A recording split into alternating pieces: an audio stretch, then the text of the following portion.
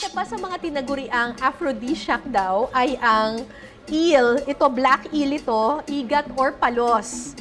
Ay, kasi madulas siya, kaya sinasabing aphrodisiac daw ito.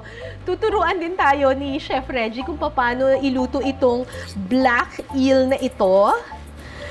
Anong ginawa na natin sa kanya? Ito na yung niluto po ninyo, di ba? Opo, in-steam lang po, half cook lang po siya. Half cook Opo. lang, in-steam. Tapos tinanggal nyo na Yung buto po.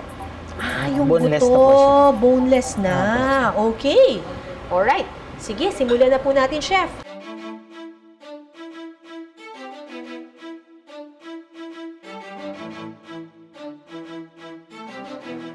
Igigisang luya, bawang, sibuyas at onion leeks. Sunod na ilalagay ang siling pangsigang at siling labuyo. Titimplahan ito ng kaunting patis,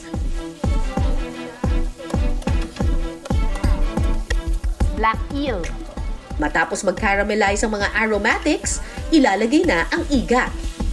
Titimplahan ito ng oyster sauce, toyo, chicken powder, asukal at paminta. At para mag-blend ang flavors, hinaluan din ito ng kaunting chicken stock.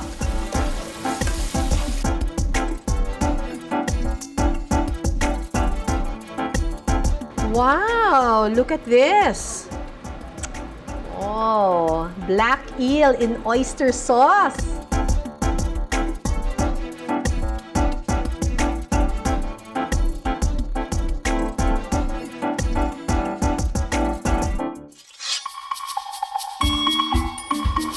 Ay, panalo.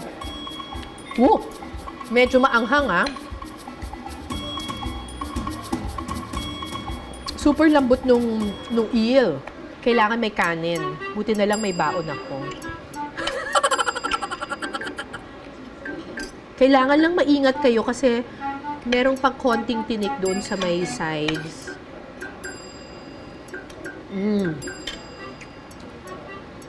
Mas okay talaga to pag may kanin. Ang lambot nung meat ng eel, tapos hindi siya slimy.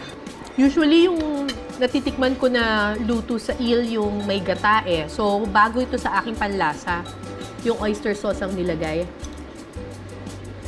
It works. Okay siya.